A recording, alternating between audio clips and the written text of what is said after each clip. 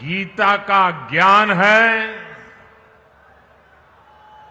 यहां सरस्वती सभ्यता के निशान है। ये गुरु गोविंद सिंह जी की छठी पातशाही की धरती है।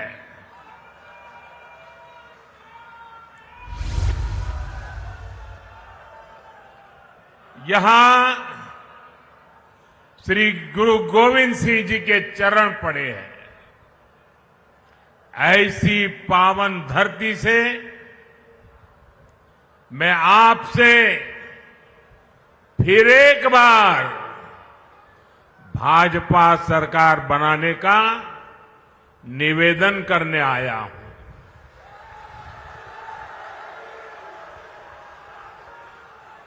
आपने दिल्ली में लगातार तीसरी बार मुझे सेवा का अवसर दिया है और यहां जो उत्साह दिख रहा है, मेरा राजनीतिक अनुभव मुझे कहता है कि हरियाणा ने भाजपा की हैट्रिक लगाना तय कर लिया है।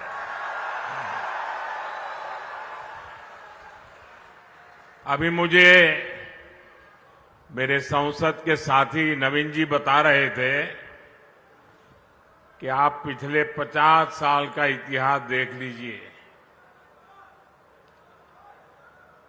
हरियाणा की एक विशेषता रही है, दिल्ली में जिसकी सरकार होती है, हरियाणा में भी उसी की सरकार बनाते हैं।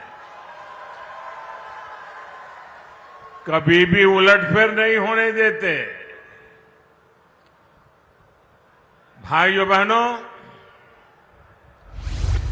कुरुक्षेत्र से तो हमारे मुख्यमंत्री जी खुद ही यहां उम्मीदवार है।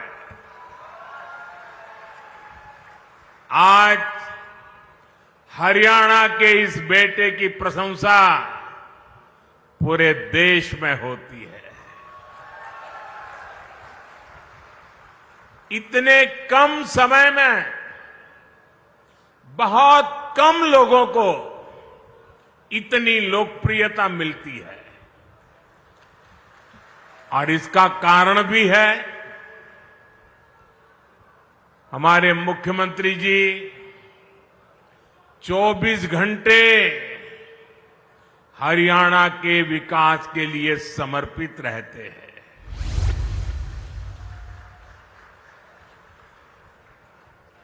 हरियाणा का जो भी व्यक्ति मिलेगा वो कहता है कि भाई हमारे मुख्यमंत्री जी तो विनम्रता के संबंध में, नम्रता के संबंध में हमारे हरियाणा का गौरव बढ़ा देते हैं। उनका व्यक्तित्व बहुत सहज है, वो बहुत सहज रूप से उपलब्ध है।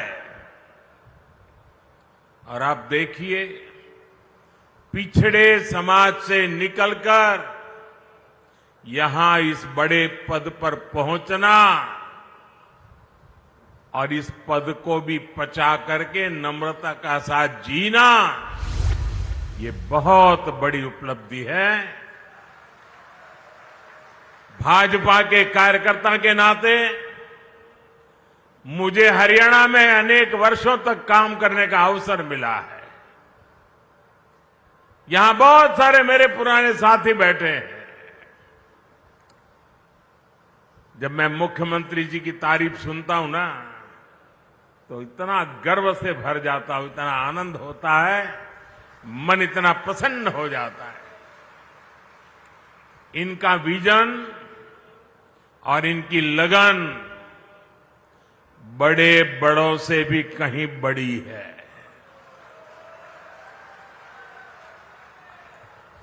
मैं आज हरियाणा के लोगों के पास आया हूं, आपके इस बेटे को आप आशीर्वाद दीजिए। भाजपा को आशीर्वाद दीजिए मेरे साथ बोलिए फिर एक बार, फिर एक बार।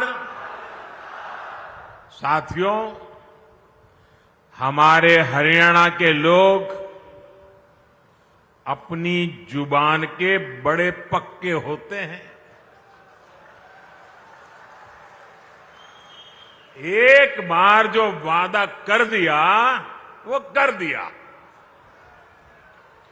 भाजपा ने भी हरियाणा से यही सीखा है और मैंने तो हरियाणा की रोटी बहुत खाई है।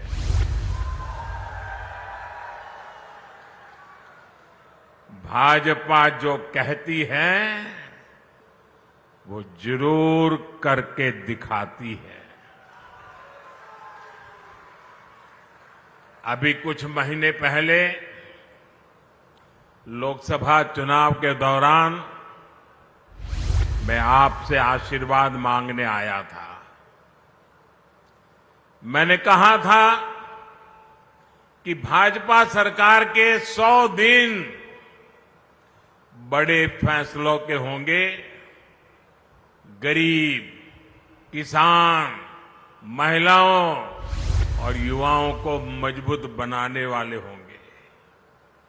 अभी 100 दिन पूरे भी नहीं हुए हैं, लेकिन हमारी सरकार ने करीब 15 लाख करोड़ रुपए के नए काम शुरू करवा दिए हैं। भाजपा सरकार ने गरीबों के लिए 3 करोड़ पक्के घरों को भी मंजूर किया है। ये सिर्फ पक्के घर ही है ऐसा नहीं है, ये गरीब का पक्का एड्रेस होगा। ये गरीब के सपनों का घोंसला होगा। ये उनके सपनों का लॉन्चिंग पैड होगा। साथियों, लोकसभा चुनावों के दौरान मैंने ये भी कहा था कि हम देश में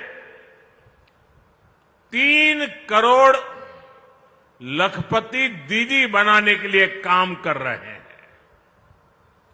बीते सालों में 1 करोड़ लखपति दीदी बन चुकी है और इन 100 दिनों में 100 दिनों के भीतर देश में 11 लाख से ज्यादा नई लखपति दीदियां बन चुकी है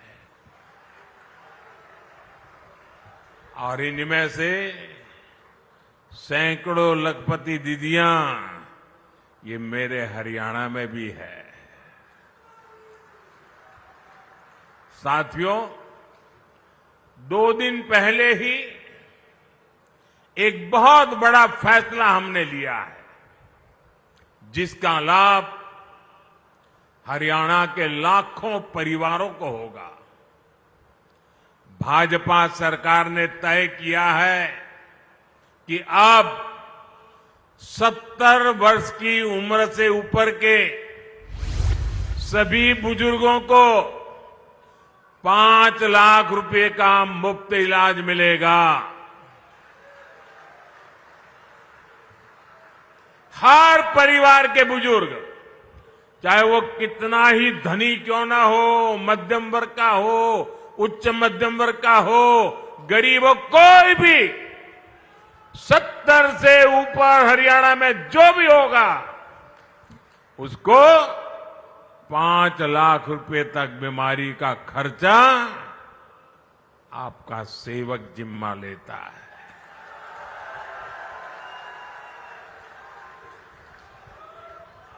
अब उसके इलाज के लिए उसके बच्चों को फिक्र करने की जरूरत नहीं है। उसकी फिक्र आपका ये बेटा करेगा।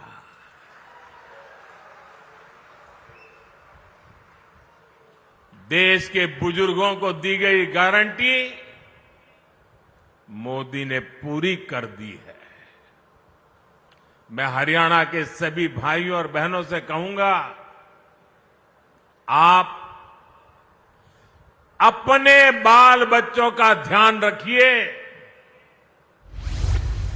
आपके माता पिता की चिंता आपका ये बेटा, आपका ये भाई कर रहा है।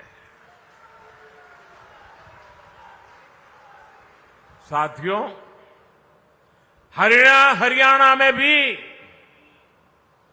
भाजपा सरकार पूरे सेवा भाव के साथ काम कर रही है। बीते वर्षों में हरियाणा निवेश के मामले में, कमाई के मामले में देश के टॉप राज्यों में पहुंचा है। गर्व होता है मुझे इस बात का। हमने कांग्रेस की सरकार का वो दौर देखा है जब विकास का पैसा सिर्फ एक जिले तक सीमित रह जाता था। हरियाणा के लोग तुरंत समझ जाते हैं। इतना ही नहीं, वो पैसा किस किस की जेब में जाता था, ये भी हरियाणा का हर बच्चा जानता है। भाजपा ने पूरे हरियाणा को विकास की धारा से जोड़ा है। भाजपा सरकार आने से पहले हरियाणा के आधे घरों में नल कनेक्शन नहीं था। आज हरियाणा में करीब करीब 100% नल कनेक्शन वाला ये राज्य बन रहा है। साथियों, भाजपा की सरकार देश में गरीब और मध्यम वर्ग के लिए बिजली का बिल जीरो करने में जुटी है।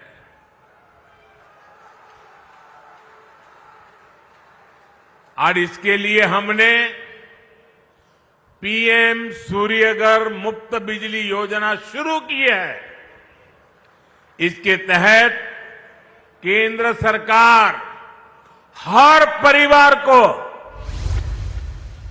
यहां बैठे हुए सबको कहता हूं, मोदी है, मौका मत जाने दीजिए। और हरियाणा का तो मुझ पर विशेष अधिकार है भाई। हर परिवार को करीब 80,000 रुपए की मदद दी जा रही है।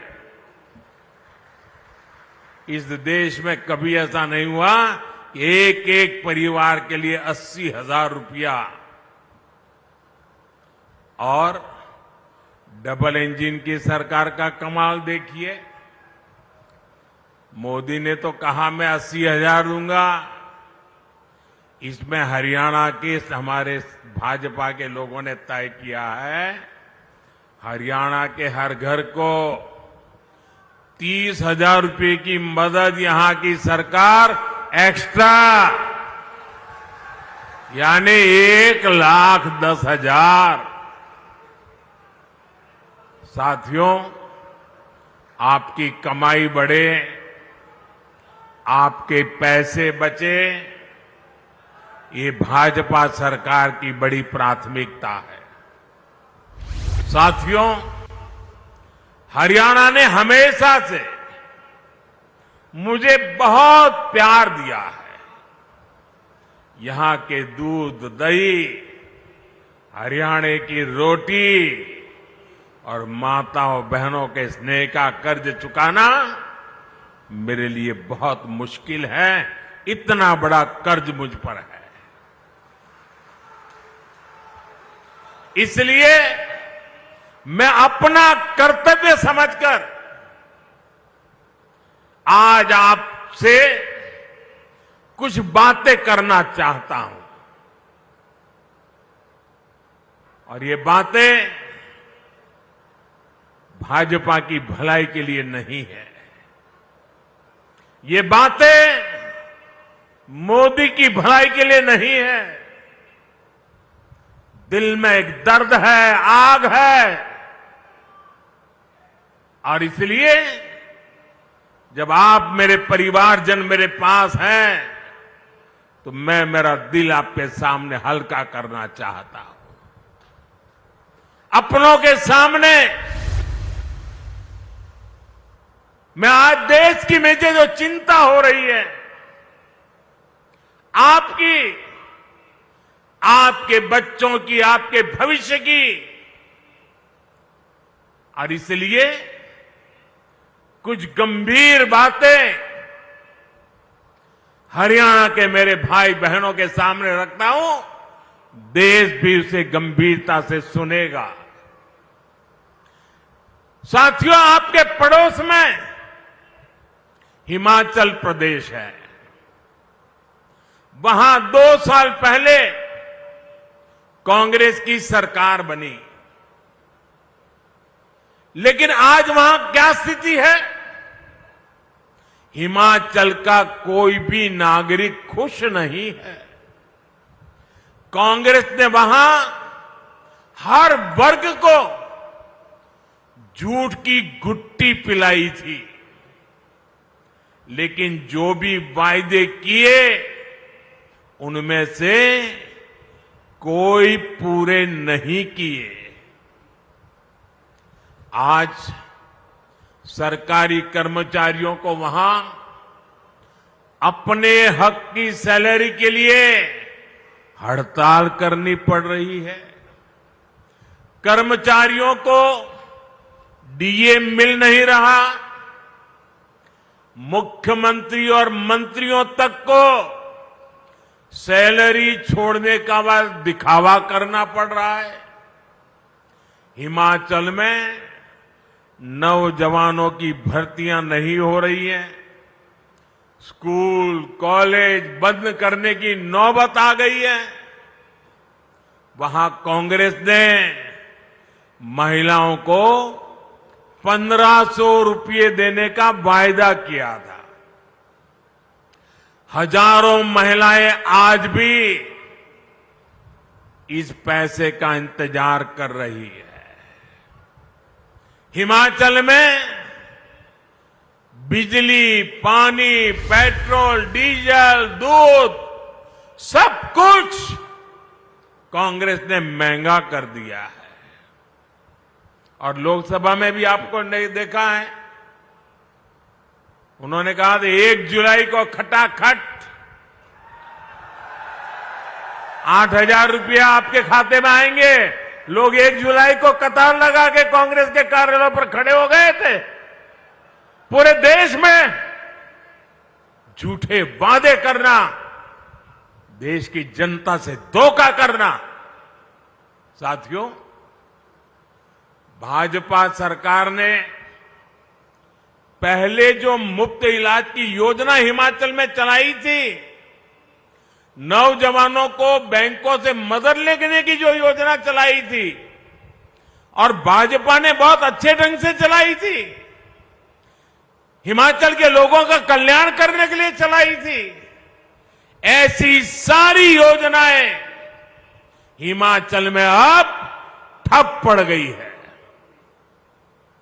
हिमाचल की आर्थिक हालत कांग्रेस ने इतनी खराब कर दी है कि हालात संभाले नहीं संभल रहे हैं।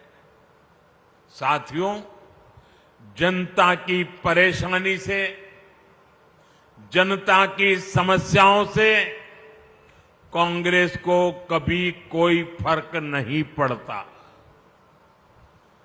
कांग्रेस से बड़ी बेईमान और धोखेबाज पार्टी देश में और कोई नहीं है।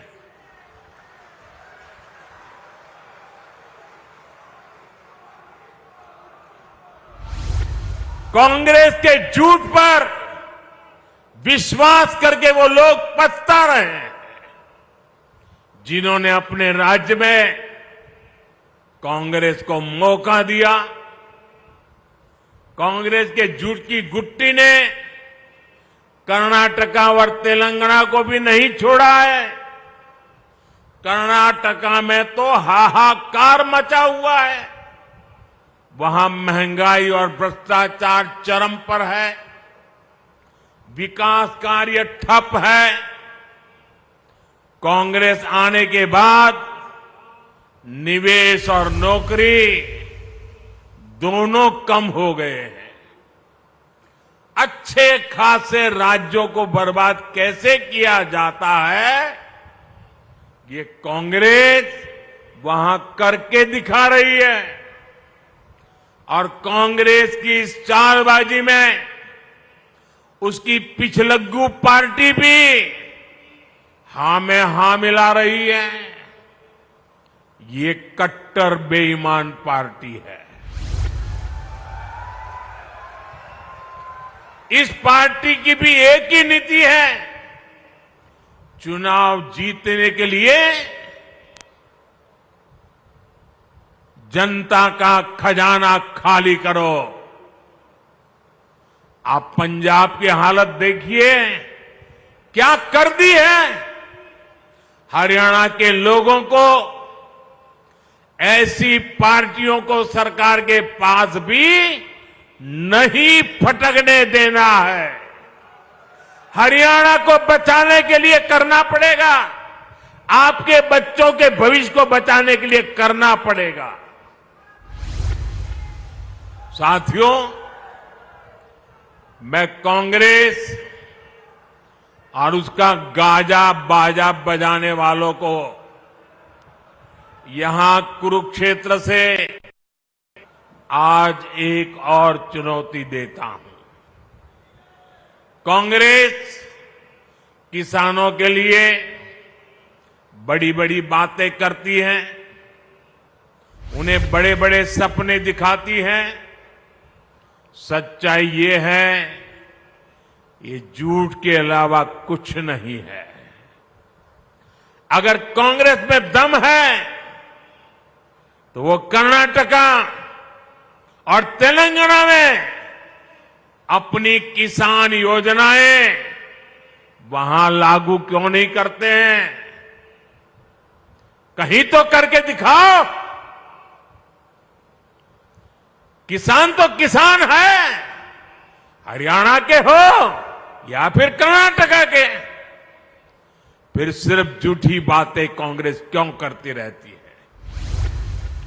जमीन पर करके क्यों नहीं दिखाते?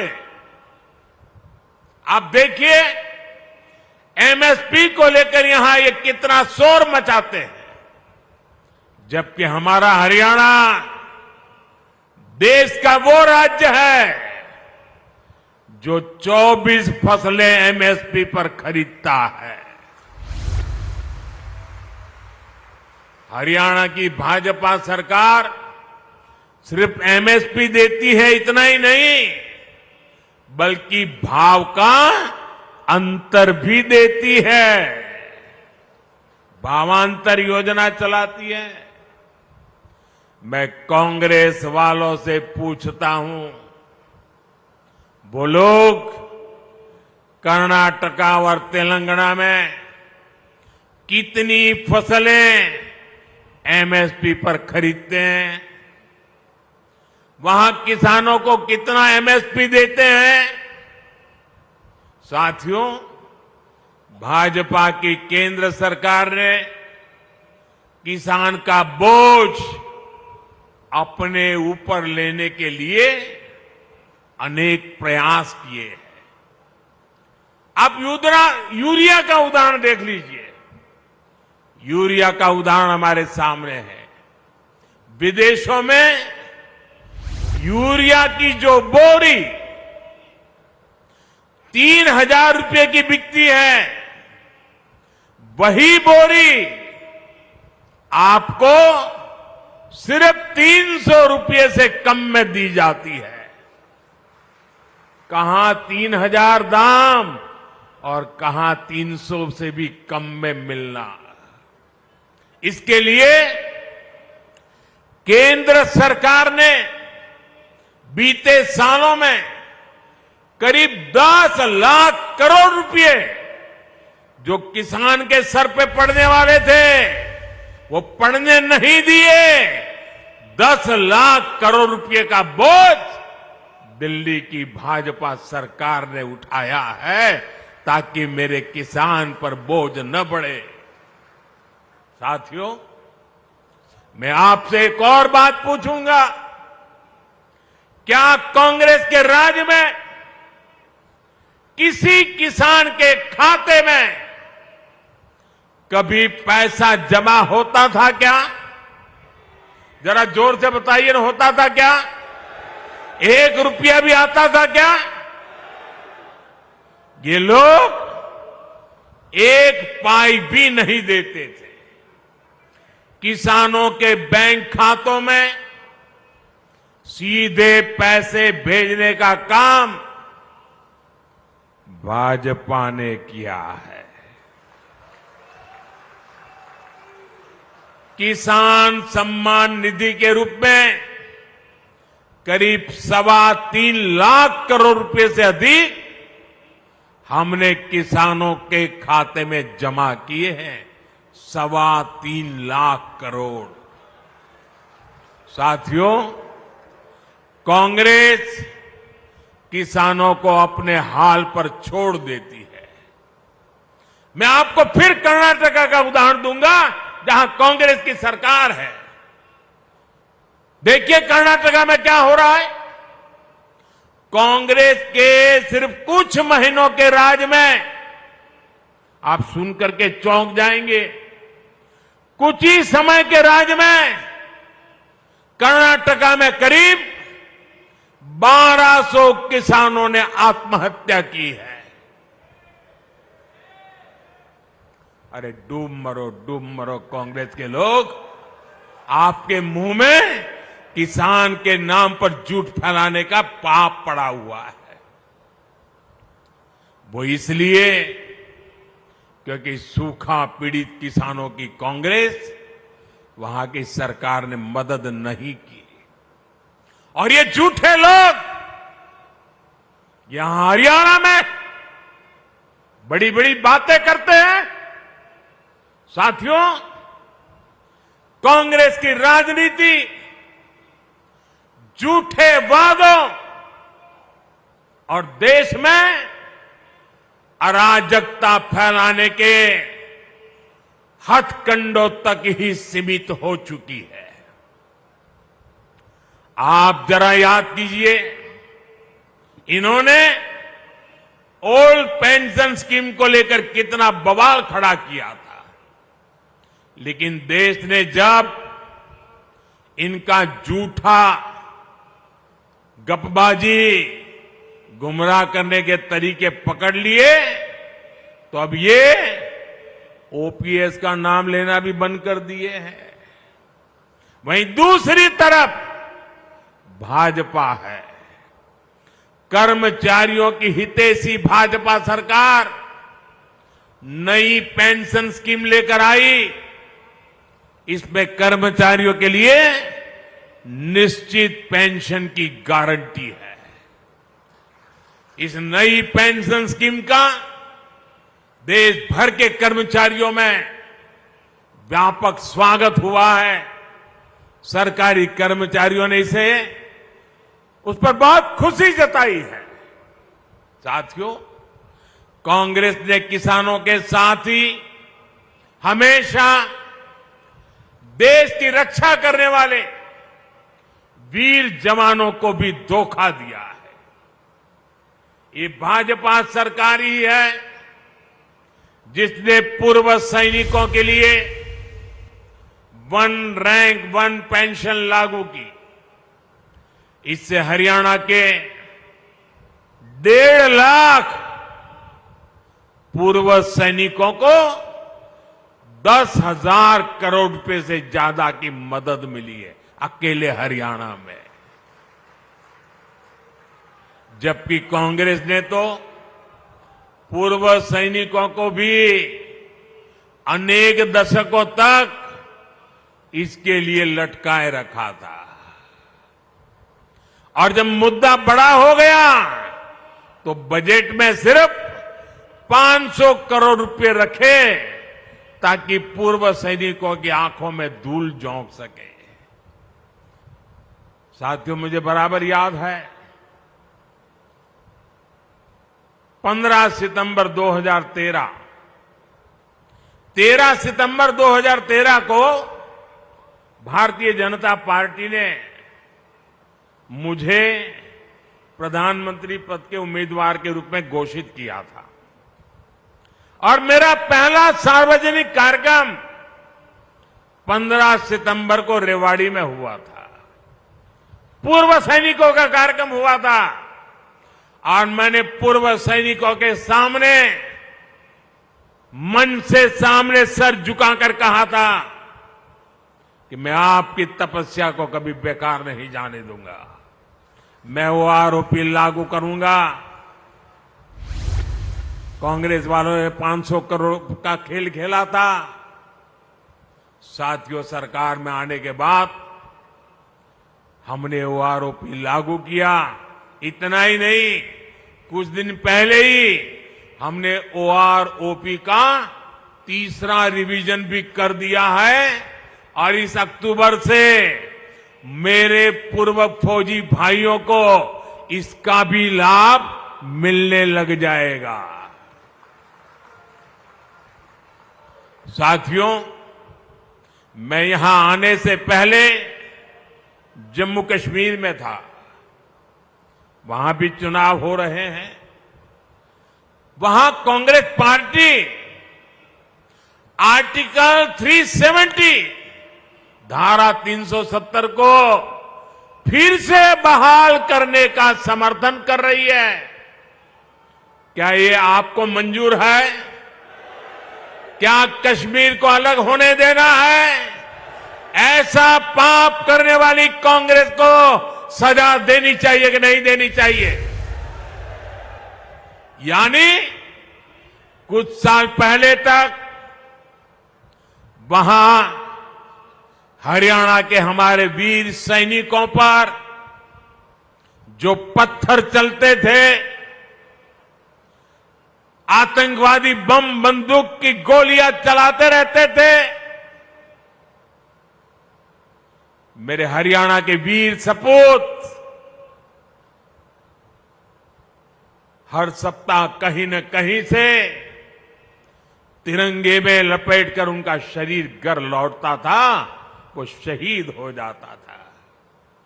कांग्रेस धारा 370 वापस लाने का समर्थन करके उस दौर को वापस लाना चाहती है। कांग्रेस आतंक और अलगाव के उस कालखंड को वापस लौटाना चाहती है। वो कालखंड जिसके कारण हरियाणा की अनेक माताओं को अपनी संतानें गंवानी पड़ी। कांग्रेस हरियाणा की माताओं से उनकी संतानें छीनना चाहती है। आप मुझे बताइए, क्या कांग्रेस को आर्टिकल 370 फिर वापस लाने देंगे? क्या देश लड़ाई लड़ेगा कि नहीं लड़ेगा? साथियों, कांग्रेस के लिए तुष्टीकरण ही सबसे बड़ा लक्ष्य है। आज तो हालात ये हो गई है कि कांग्रेस के राज में कर्नाटका में गणपति जी को भी सलाखों के पीछे डाला जा रहा है। गणपति जी को पुलिस के डिब्बे में बंद कर दिया। पूरा देश आज गणेश उत्सव मना रहा है और कांग्रेस विघ्नहर्ता की पूजा में भी विघ्न डाल रही है। तुष्टीकरण के लिए कांग्रेस कुछ भी कर सकती है। साथियों, गांधी जी हमेशा सत्य की वकालत करते थे। आजादी के बाद कुछ वर्षों तक कांग्रेस पर भी महात्मा गांधी जी के संस्कारों का असर रहा, लेकिन आज ये वो पुराने वाली कांग्रेस नहीं है। आज की कांग्रेस यानी ये अर्बन नक्सल का नया रूप बन गई है। कांग्रेस को अब झूठ बोलने में कोई शर्म नहीं आती।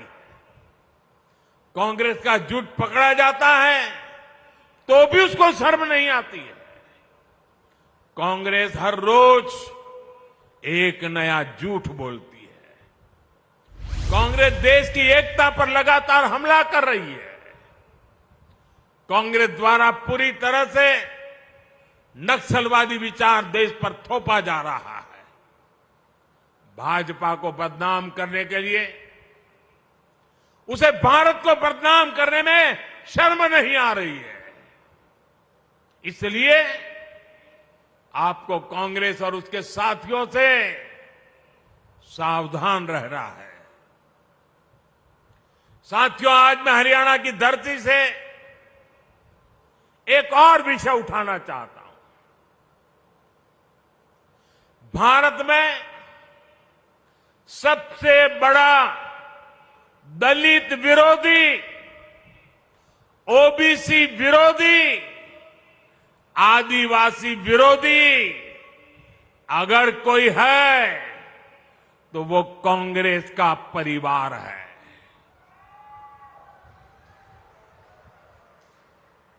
अभी इन लोगों ने कहा है कि सरकार में आए तो दलितों पिछड़ों का आरक्षण खत्म कर देंगे। यही इस परिवार की सच्चाई है।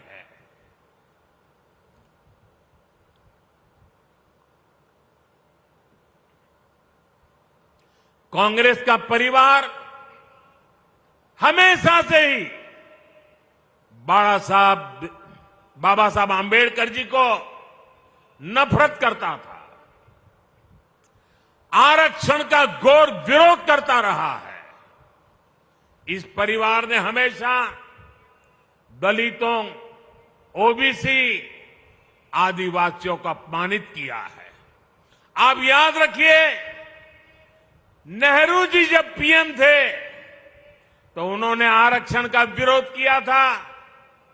राज्यों के मुख्यमंत्रियों को चिट्ठी लिखी थी, सबूत मौजूद है।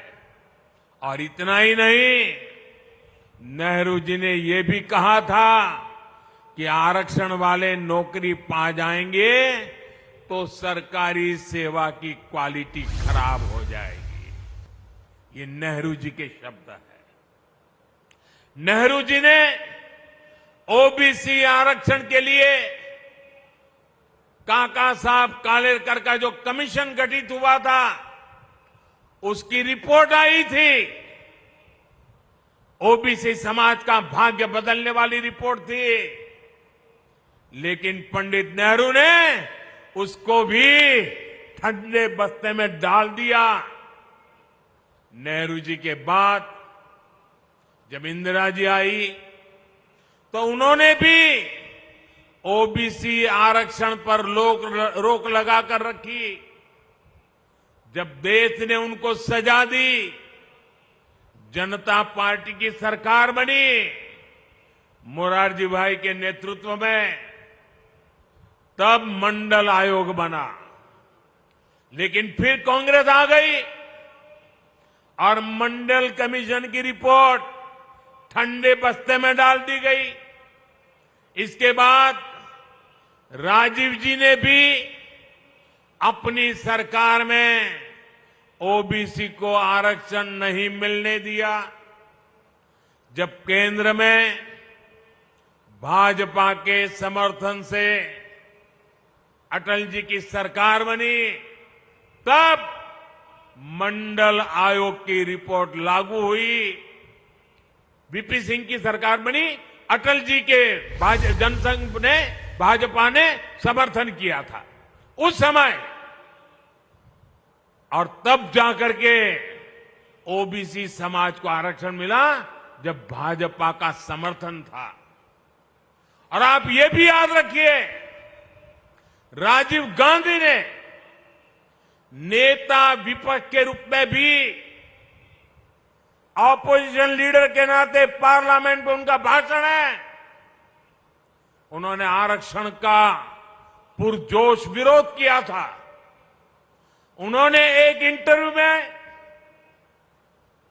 ये शब्द उनके हैं, मैं बताता हूं, उन्होंने एक इंटरव्यू में कहा था, उन्होंने यहां तक कह दिया था, आरक्षण पाने वालों को बुद्धू तक कह दिया था ये राजीव जी ने। एससी, एसटी, ओबीसी समाज का इससे बड़ा अपमान क्या हो सकता है। अब कांग्रेस का शाही परिवार फिर आरक्षण खत्म करने पर अड़ रहा है। लेकिन मेरी बात कांग्रेस कान खोल करके सुन ले, जब तक मोदी है,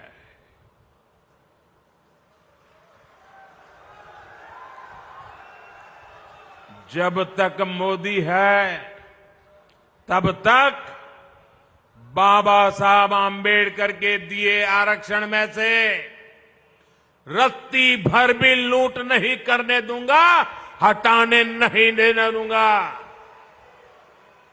एससी, एसटी, ओबीसी का आरक्षण रहेगा, ये मोदी की भी गारंटी हो, और भविष्य में उसके लिए लड़ाई लड़ने की भी गारंटी है।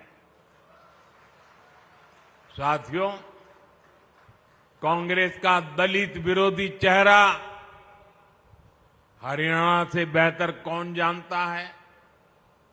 हरियाणा में जब जब कांग्रेस की सरकार आती है तो दलितों का जीना मुश्किल हो जाता है। 2005 में गोहाना में कितना बड़ा कांड हुआ था, क्या उसे कोई दलित परिवार भुला सकता है? 2010 में मिर्चपुर कांड को क्या कोई भूल सकता है? 2012 में भगाना में जो कुछ हुआ था, फिर 2014 में दलित बेटियों के साथ जो कुछ हुआ था, उस शर्मनाक घटना को याद करके ही रूह कांप जाती है। तब हमने ये भी दिखा था कि मुख्यमंत्री हुड्डा जी और इनका दिल्ली का शाही परिवार सबके मुंह पर ताले लग गए थे। इसलिए कांग्रेस से यहां के दलित समाज को बहुत सचेत रहने की जरूरत है। मैं तो कांग्रेस से एक और बात बताऊंगा। पहले कांग्रेस में जो एक अंदरूनी महाभारत चल रही है, अरे जरा उसे तो संभालो। जिस तरह यहां एक परिवार को आगे बढ़ाकर कांग्रेस राजनीति कर रही है, वो पूरा दलित समाज देख रहा है। साथियों, भाजपा की सरकार पूरी ईमानदारी से हरियाणा के विकास में जुटी हुई है, जबकि कांग्रेस की सरकार के दौरान यहां भ्रष्टाचार ही संस्कार बन गए थे। इसका बहुत बड़ा नुकसान हरियाणा के नौजवानों को हुआ। जब यहां कांग्रेस की सरकार थी तो खर्ची और पर्ची के बिना नौकरी नहीं मिलती थी। भाजपा सरकार ने खर्ची पर्ची के इस खेल को बंद कर दिया है। इसकी प्रशंसा आज पूरे देश में हो रही है। भाजपा सरकार ने पूरी पारदर्शिता से यहां करीब 1.5 लाख सरकारी नौकरियां दी है। अभी भी हमारे मुख्यमंत्री नायब सिंह सैनी जी 25,000 युवाओं को नौकरी देने जा रहे थे, लेकिन कांग्रेस के भर्ती रोको गैंग ने उसमें अड़ंगा डाल करके रख दिया। लेकिन हरियाणा के नौजवानों, आप चिंता मत करिए, 8 अक्टूबर के बाद फिर भाजपा सरकार बनेगी तो इसी कार्य से नए कार्यकाल का श्री गणेश किया जाएगा। साथियों, हरियाणा में तीसरी बार भाजपा सरकार आने का मतलब है सबका विकास, तेज विकास। तीसरे टर्म में कुरुक्षेत्र को सांस्कृतिक पर्यटन का बड़ा सेंटर बनाने का हमारा अभियान तेज होगा। गीता महोत्सव और ज्योतिसर अनुभव केंद्र यहां बन चुके हैं। संत रविदास जी के भव्य स्मारक पर भी काम शुरू हो चुका है। विकास कैसे हर काम तेजी से हो, इसके लिए तीसरी बार यहां पूर्ण बहुमत की भाजपा सरकार बनानी है। 5 अक्टूबर को कमल निशान पर उंगली दबानी है। आप सभी के आशीर्वाद फिर एक बार भाजपा सरकार बनाएंगे। इतनी बड़ी तादाद में इतने बड़े उमंग और उत्साह के साथ आए हुए आप सबको मैं हृदय से धन्यवाद करता हूं। मेरे साथ बोलिए, भारत माता की। आवाज दूर दूर तक जानी चाहिए। भारत माता की, भारत माता की, भारत माता की। बहुत बहुत धन्यवाद।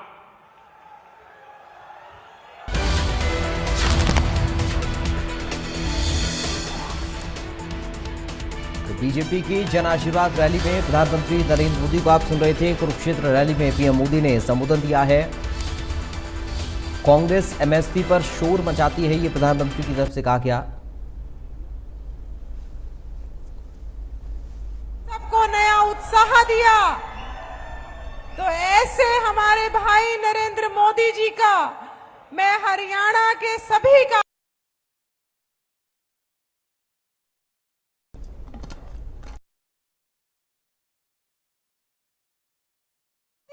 तो मोदी जी को जय श्री राम, मोदी जी को जय श्री राम, मोदी जी को जय श्री राम, मोदी जी को जय श्री राम।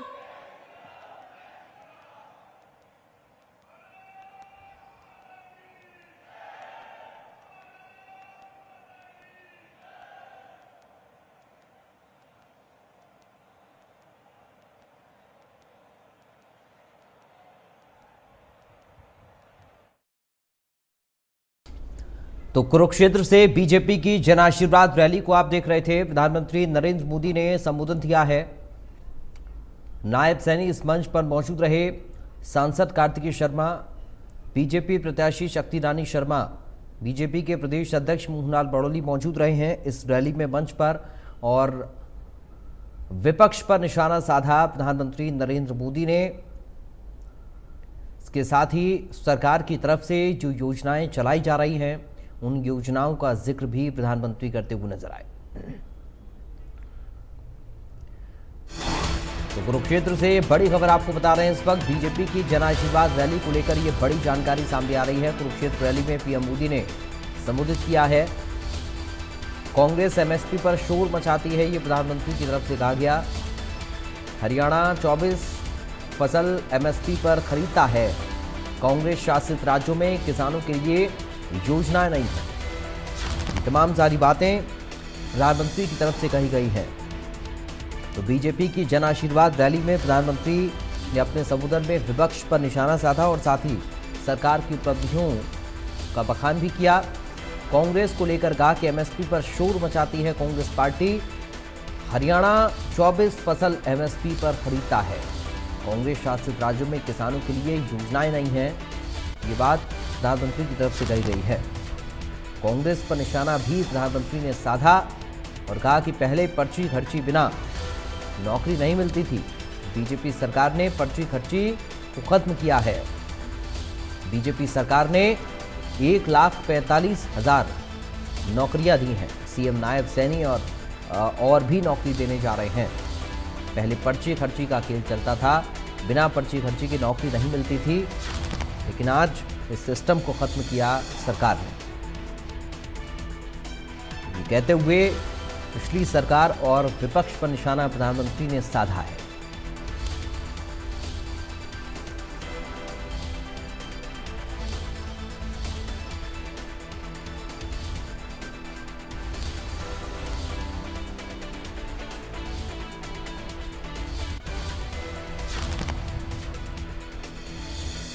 बड़ी जानकारी इस वक्त प्रधानमंत्री के संबोधन को लेकर कुरुक्षेत्र में बीजेपी की जन आशीर्वाद रैली का आयोजन किया गया, जिसमें पीएम मोदी शामिल हुए। नायब सैनी मोहन लाल बड़ौली, सांसद कार्तिकेय शर्मा, बीजेपी प्रत्याशी शक्ति रानी शर्मा ने शिरकत की इस रैली में और संबोधित किया है सभा को। प्रधानमंत्री ने विरोधियों पर जमकर बरसते हुए नजर आए पीएम और साथ ही सरकार की उपलब्धियों को भी बताया। हरियाणा सरकार की योजनाओं का जिक्र प्रधानमंत्री की तरफ से किया गया।